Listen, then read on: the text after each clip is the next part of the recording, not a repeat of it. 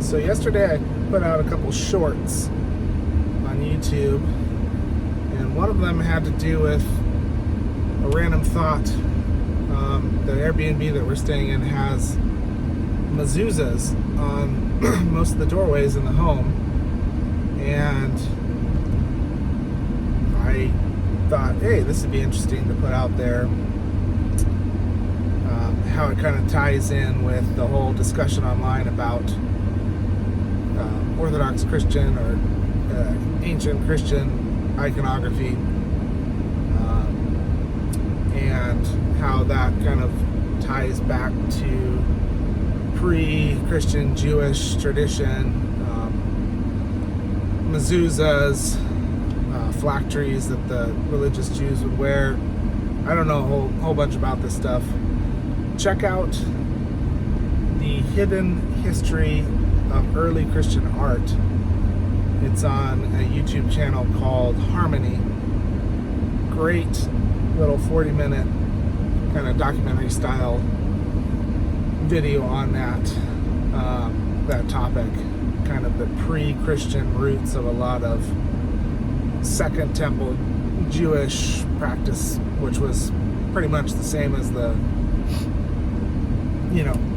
first century Christians. They worshipped right in the synagogues and the places of worship right next to the Jews, right with them. So it wasn't like Christian churches here and the synagogue and the temple here. They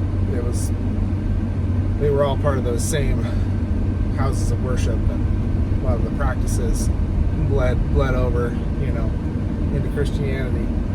So, but I got my first comment on the short that I put out there about, the fact that, hey, maybe iconography is actually apostolic and not some kind of a later development. Of course, it's going to develop a little bit naturally, in different cultures, different customs, different ethnicities of people as it travels around the world, as Christianity spreads. But I think, it's pretty obvious that some of these practices you can trace back to pre-Christian times, to Jewish times, temple worship and synagogue and all that stuff. Again, I'm no theologian, I'm no scholar or anything like that. I just spend a horrible amount of time on YouTube watching videos of topics I'm interested in, and this seems to be one that's popping up a lot. So, but getting back to that negative comment that I got,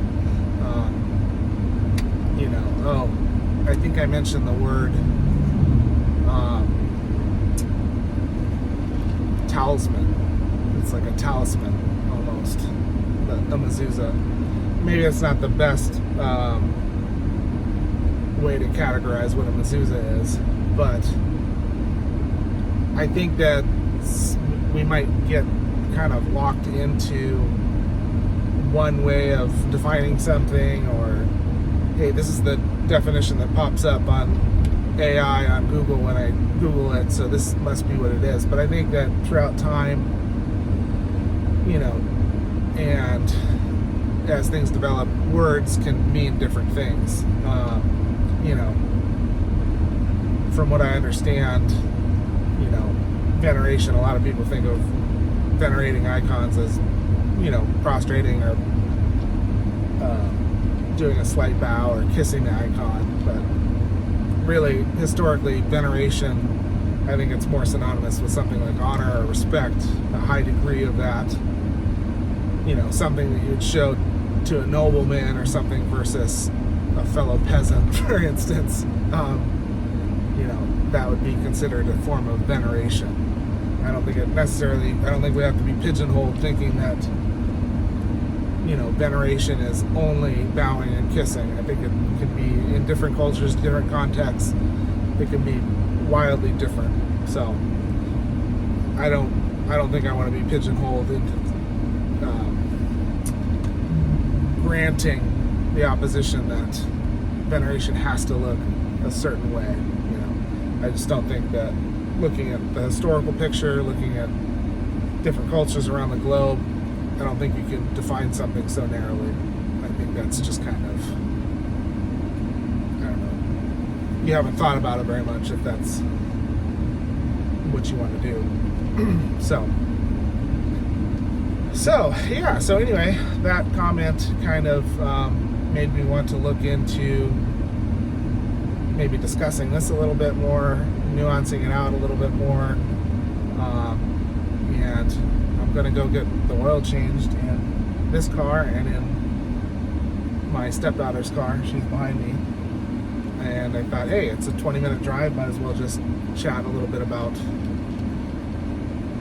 the veneration of icons and church history, and just kind of my thoughts, my off-the-cuff kind of thoughts about that stuff. So, let me get some water.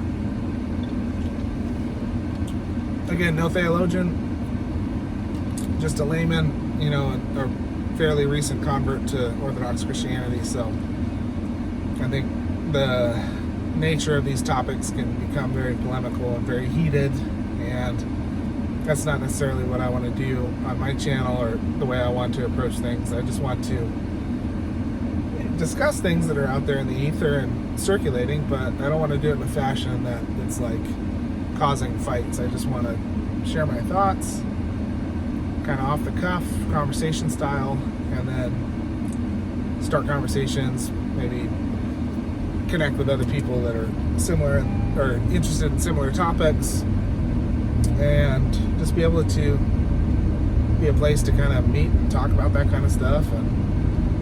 And this channel's kind of, it's brand new baby channel, so I don't know exactly if I'm only going to talk about these topics. I'm a small business owner here in Hawaii on the Big Island, so I might talk from time to time about business development, things I'm learning as a small business owner. Also, another thing that I'm just barely cracking the surface on. We've only been in business here, my brother and I, with our restoration company, a couple of years. So, just things that interest me, things that I want to chit chat about, see what sticks, throw some things at the wall, see what sticks. And based on the reaction to the shorts, the last couple shorts I put out, I think there is plenty of people that want to discuss, the Orthodox, Protestant, Catholic thing. So I'm game, I'm down.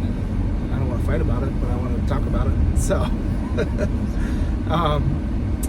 so kind of circling back to the veneration of icons and how that ties in with mezuzahs and the pre-Christian Jewish practice of venerating mezuzahs and the religious Jews wearing the phylacteries.